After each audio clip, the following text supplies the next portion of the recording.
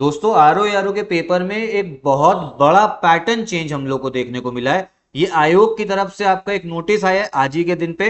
अब देखिए जैसा कि हम लोग को पता है, पहला आपका एक जीएस का पेपर होता था, ये होता था आपके 2 घंटे का, और एक होता था आपका हिंदी का पेपर, ये आपका 1 घंटे का होता था। तो अब होगा क्या ना, दोनों पेपर एक साथ ही कराएगा आयोग आपके, मतलब अब सिर्फ एक पेपर होगा आपका, वो 3 घंटे का होगा।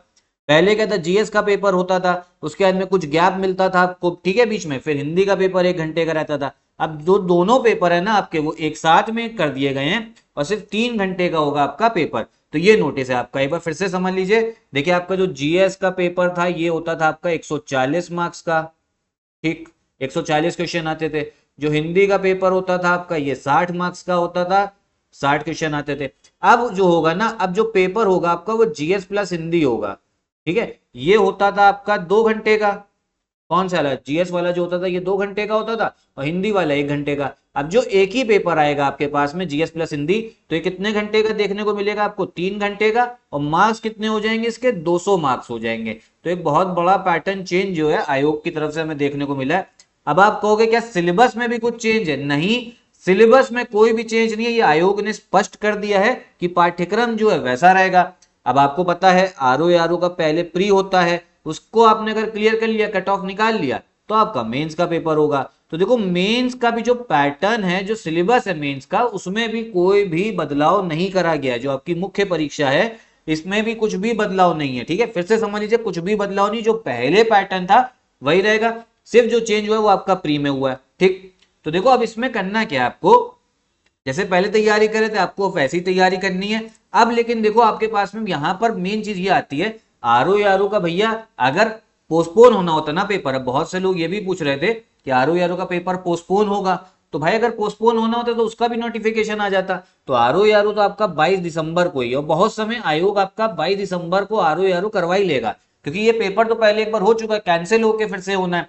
यूपी पीसीएस में अभी आपका समझो कि यूपी पीसीएस में अभी हो रहा है ऐसा, मतलब देखो एग्जैक्ट तो आपका आयोगी नोटिफिकेशन निकालेगा तब हमें पता लगेगा, लेकिन चांसेस हैं कि पेपर हो सकता है कि वो पोस्टपोन हो जाए, ठीक है, पेपर पोस्टपोन हो जाए, चांसेस हैं। लेकिन हम लोग भैया किसको, आयोग को ही मानते हैं, आयोग जब ऑफिशियल नोटिफिकेशन देगा तब समझेंगे।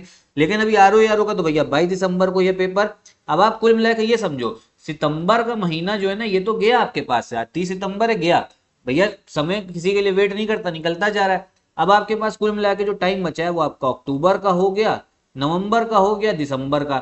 इसमें 31 दिन होते, 30 ही मानो, अभी इसमें 30 मान लो, इसके 22 नहीं मानेंगे, 20 मानेंगे, ठीक है। तो टोटल आपके पास में 60 दिन जो है बचे हुए हैं। अब 60 दिन में कुछ होगा, 5-6 दिन ऐसे होंगे जो आपका अच्छे नहीं जाएंगे दिन, वो स्वभाव आपकी स्वाभाविक सी बात है, किसी के साथ भी होता है कि मूड नहीं सही है।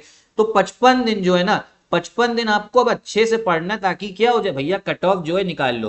और आरओ आरओ का पेपर अगर देखो कट ऑफ निकालना है, इसके लिए मैं बता चुका हूं, ज्यादा फोकस करना है हिंदी पे, ठीक है, हिंदी पे ज्यादा फोकस करना है, फिर जीएस पे करना है। हिंदी आप समझो, हिंदी डेली पढ़िए, कितना घंटे पढ़िए, 2 घंटा डेली जो है आप लोग को हिंदी अब पढ़नी ही चाहिए। बाकी अगर जीएस की बात करें, तो जीएस में मैं आपको बता चुका हूं, आप लोग क्या कहते हैं, साइंस डेली लगाइए, रीजनिंग डेली करिए, ठीक है, इस हिसाब से चलना होता है।